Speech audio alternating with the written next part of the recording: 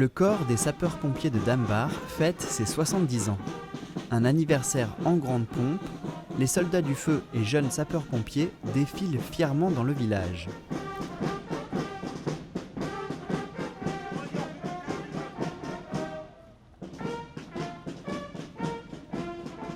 Ils sont précédés par les anciens sur une pompe à bras tractée par des chevaux et la fanfare d'Eberbar Schirlenhof. Les véhicules, eux, suivent le cortège. L'arrivée au Mill Club se fait sous les acclamations du public. Le commandant de l'unité territoriale de Niederbronn-les-Bains, Eddy Martin, accompagné d'Hubert Walter et Joël Herzog, passe les troupes en revue. Les élus présents ont remis de nouveaux grades. Dans les discours, les jeunes sont à l'honneur. Le chef de corps de Dambar, l'adjudant Emmanuel Dos Santos, dirige les démonstrations des jeunes sapeurs-pompiers. Là, ils ont fait un petit bilan, donc ils voient déjà qu'elle est inconsciente. Ce qu'ils apprennent en gros, c'est la formation de base, anciennement appelée FIA, donc la formation de base du pompier, pour pouvoir intervenir. Mais seulement, au lieu que ça soit fait en quelques mois, là c'est fait en 4 ans. J'ai envie de leur transmettre ce qu'on m'a transmis, c'est-à-dire des valeurs, de l'esprit d'équipe. Donc tout ça, j'ai envie de le partager avec les générations futures. Courage et dévouement, la maxime des pompiers et les bases de secourisme restent les mêmes. Pour le reste, les choses ont beaucoup changé, à commencer par le matériel. Ici, un quad pour les terrains difficiles. Quand il a commencé, Emmanuel ne s'imaginait pas devenir chef de corps. Donc à l'époque, Dambar proposait aux jeunes d'intégrer une section JSP. Donc à l'âge de 12 ans, j'ai pu m'engager en tant que JSP. Donc il faut dire que donc ça va faire plus de 24 ans. Les manœuvres n'étaient pas pareilles. Donc il y a plusieurs choses qui ont changé par rapport au concept. Déjà les véhicules, on évolue, les risques aussi évoluent. Il y a quelques années en arrière, on n'était pas confronté à des risques aussi importants que maintenant. Donc comme j'aime dire aux jeunes sapeurs-pompiers dont je m'en occupe, c'est s'adapter, c'est dominer. Une exposition retrace les grands moments et autres fêtes de la Sainte-Barbe. Clou de la journée, une manœuvre avec la grande échelle déployée au plus haut.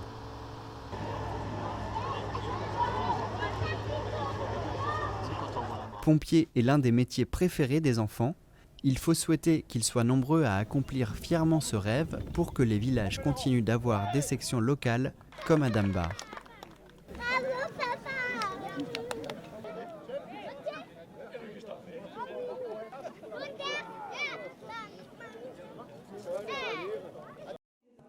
Faites-vous du bien, c'est le slogan de la ville de Niederbronn-les-Bains pour la Journée mondiale du bien-être. Ce samedi 10 juin, 25 participants s'essayent au Qigong et ses bienfaits à l'école maternelle du Mont-Rouge lors d'une après-midi proposée par le service qualité de vie et l'atelier corps et équilibre.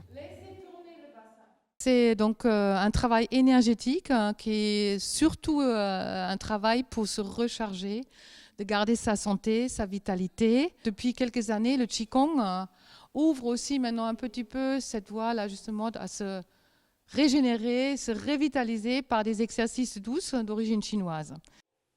Au programme découverte du Qigong, exercices corporels, respiration, automassage, Petra et Véronique invitent au lâcher-prise.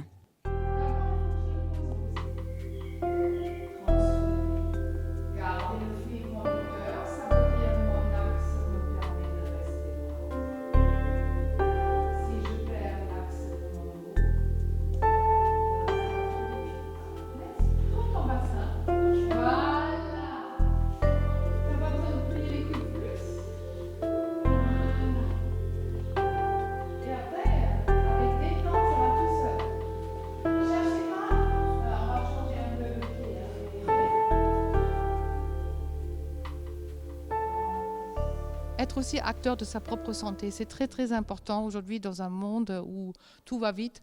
On oublie, on perd pied, comme j'ai expliqué tout à l'heure aux gens. Les gens sont de plus en plus sollicités par les pensées, par le stress. Et il y a énormément de déficit d'un côté et trop d'excès de l'autre côté. C'est un déséquilibre énergétique. Et donc dans le travail de Qigong, on essaye de harmoniser les énergies, de garder sa santé et ça nous permet donc de mieux vivre déjà et puis de partager aussi cette joie avec les autres. On profite d'un moment de bien-être par excellence avec le partage et la dégustation de thé de Chine et de petits plaisirs sucrés avant de reprendre quelques derniers automassages. Pour les 23e journées nationales du Qigong, Petra proposera des cours d'initiation gratuits. Notez-vous bien, les 21 et 22 juin à la salle des fêtes de Grisbach et le 20 juin à l'école maternelle du Mont-Rouge à Niederbronn-les-Bains.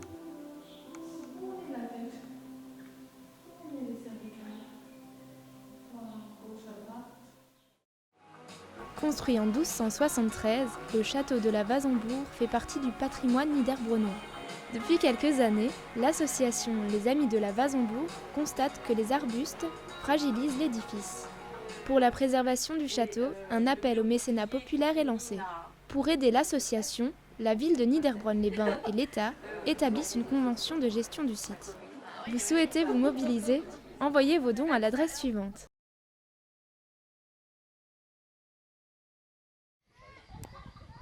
À Winstein, les touristes partent à la rencontre des peintres. Pour cette 29e édition, une vingtaine d'artistes se retrouvent en pleine nature. Ils s'installent le long de 3 parcours fléchés où les promeneurs admirent leurs talents.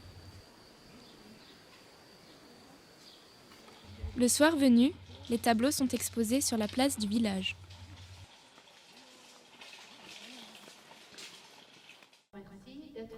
Au centre de réadaptation fonctionnelle de Niederbronn-les-Bains, les patients sont chouchoutés.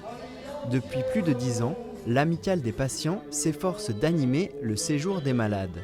Un bienfait supplémentaire grâce à la vingtaine de bénévoles qui récoltent des fonds pour financer des produits de confort et pour les animations comme celle-ci avec Fernand et Gabriel.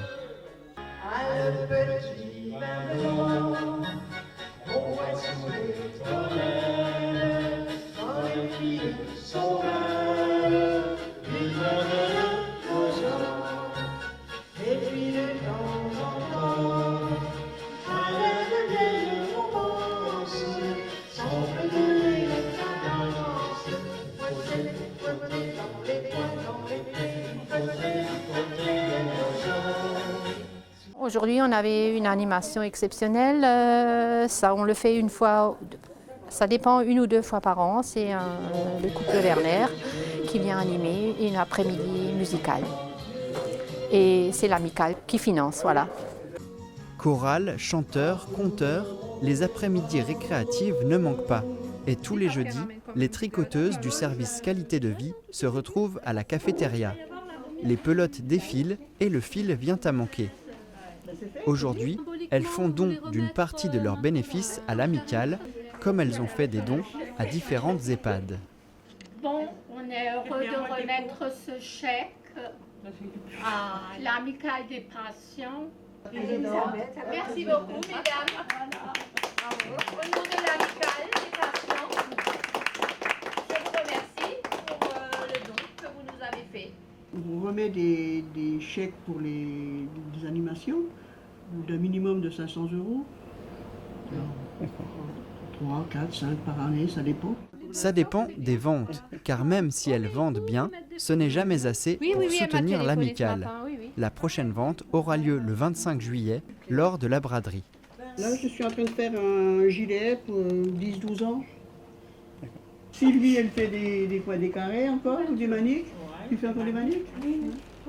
Et aussi des chaussettes, bonnets, couvertures, coussins, il y en a pour tous les goûts. Côté animation, d'ici la fin de l'année, l'Amicale des patients ne manque pas de projets. On a 2 chorales qui doivent encore venir chez nous, la chorale de Schönenbourg, la chorale de Bärental et la chorale œcuménique de Niederbronn qui viendra à Noël.